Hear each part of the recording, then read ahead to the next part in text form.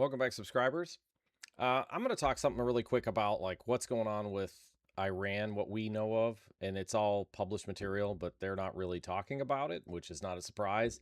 We had somebody that was we had family get together this past weekend, so we're getting closer to Easter, and we've got my children are in town, and they're visiting family, and me, I have family too, but there's other people, friends and family and stuff that they're visiting, and my daughter, my eldest, her in-laws were asking questions because her husband, my son-in-law, is in the U.S. Navy. He's an officer in the U.S. Navy.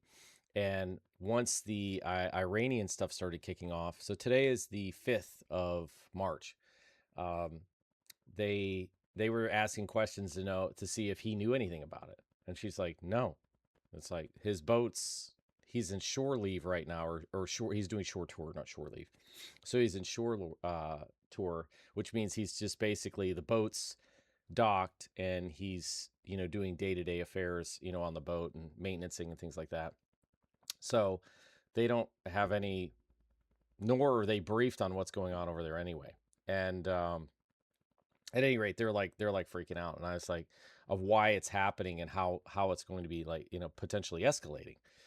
And I said, why? What's the reason why we're there in the first place? I didn't really understand it. And I was just kind of like, I'm sitting in the kitchen, we're talking. I'm just kind of like receiving this information. And I was like, well, it's public knowledge. I said that, what has to happen, I said, is due to the Belt Road Initiative, which this is a published item. This is something that happened September 7th, 2013. So you can look this up, the Belt Road Initiative. So what this is it's a $400 billion project with China, basically to kind of like reopen up the Silk Road.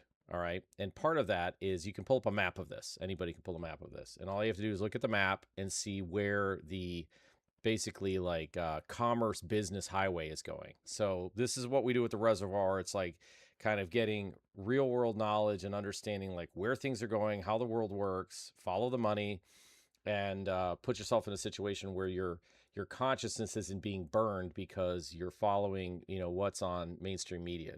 It's crap. So some of it's all right, but it's they just whip everybody up. So if you at least know the reasons why, then it kind of soothes your consciousness. It grounds you a little bit more, and just saying like, okay, well, this is kind of just the next step to where we're going, for the future. So at any rate, it's like, well, yeah, the U.S. is the armed forces of the world. We're like the worldwide police force. So I said it's their responsibility to go in there and their business affairs in the U.S. Because of our U.S. economy, we have a lot of foreign investors and multinational investors, other countries that are invested in the United States. So when you have large levels of investors that have access to, uh, military, knowing full well that the United States military is the primary military of the planet, that it's there for a reason. And the reason is so that it can facilitate commerce. That's the whole reason why militaries and navies have been created as far back as history has been written. So whoever is in charge of that and in directing that particular entity or country to have the supreme authority to go out and straighten people out. Uh, we cover that basically in our private site. I'm not going to talk about it here. So again, I'm just going to talk about published material. So you can look up Belt Road Initiative, and yeah, it goes right through Tehran. So the problem is that if they were dragging their feet, and you can look up the history on this. So in I think it was like 2023, Iran started putting some friction back on and pushing back on China.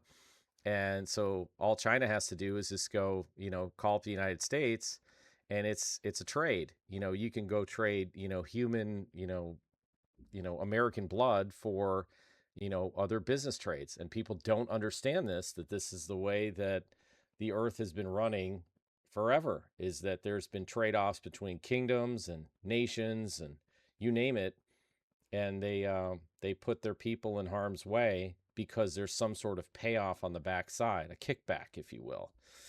And it's not in the interests of Russia to go in there. If you haven't noticed that there hasn't been any real pushback, instantaneous,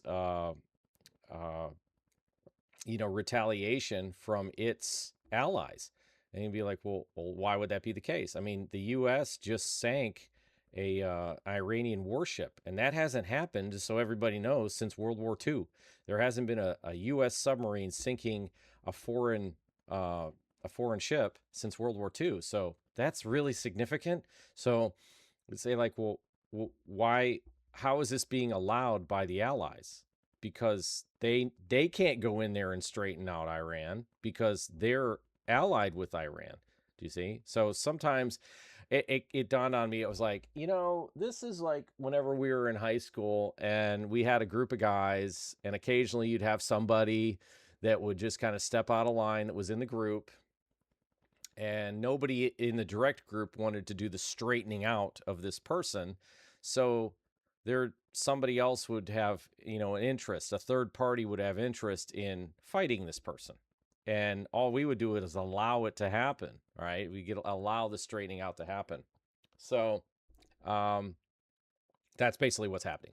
Okay. And this happens again so whatever happens in middle school, high school, and that type of behavior, and relationships and all, fighting and things like that, the same relative behavior, it's human behavior, is amplified and stepped up into the nation state level.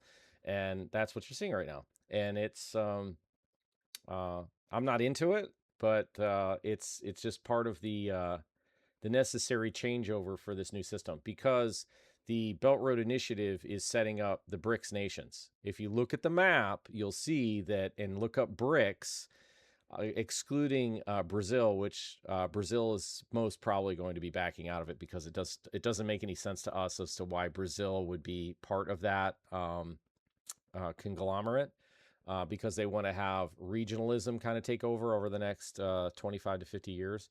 So anyway, Iran is the kind of the last one to be toppled, and the real issue is the Muslim element, because they are subservient to their government, and there isn't a centralized authority in the Muslim world, and you have all these different sects of belief systems.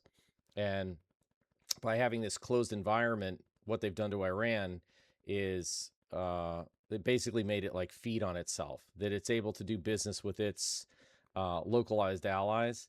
But this is a lot bigger plan. And if there's any type of pushback, they just go in there and they whatever. If I don't know if there's some deal that they have with the United States where they've basically paid the United States. Maybe it's the reason why that we're able to, continue business in the U.S. and that they've, government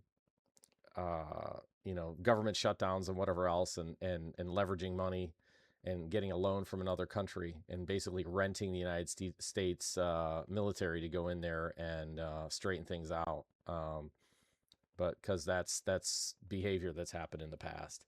So at any rate, that's basically what's going on. And the bad thing with this is that I know there's going to be retaliation back to the United States, and we were just having an internal conversation yesterday about this and the way it's going to probably play out. And it's going to be a lot more difficult moving forward in the U.S. Not necessarily directly from them, but now they've got a blame game adversary that they've created because of Iran. They've been using Russia for a long time, but now they're going to have again Middle Eastern issues and things like that, which they ran that for 20 years. The war on terror. So that will be the next element that will be basically deployed on humanity, in the U.S., U.S. territory. So ultimately, we already know what the outcome is supposed to be out of this. Again, like it's moving out. It's supposed to be kind of basically settled by about 2030. This is part of the 2030 agenda. So anyway, there'll be more to come. It's probably tough to watch, I think, whenever you see it from because in Washington they're really not telling anyone, like, if they're deploying troops, if there's you know, it's not even pushed through Congress. I mean, you just sank a warship and there's no declaration of war. So at any rate, that's basically what's happening, is that they're just stepping in and making it so that there is a more of an open door for business inside of that space. But there's going to be absolutely a lot of collateral damage out of this, and this is warranted, because this is whenever territories get carved up and nations take back over territories that they had already taken over, essentially, from, you know, previous wars and conflicts and things like that. So they want there to be a continuity with their new money system. That's the primary element. So like all the currencies and everything, all the business currencies that are being used right now in these territories will all come under one basic administrative rulership, and that's what's happening. So how that shakes out, we'll just, you know, just has to play out and see what happens. But yeah, things are going to get a lot more difficult in the U.S. moving forward, for sure. This isn't going to be you know, a back to normal type of thing. We're going to the new normal for sure. We've been in it since 2020. So anyway, more to come. I always try to stay pretty positive with my videos, but on this one, it's like, it's just the realism of what's happening, and it's shitty. I'm not into it. So anyway, more to come. Cheers.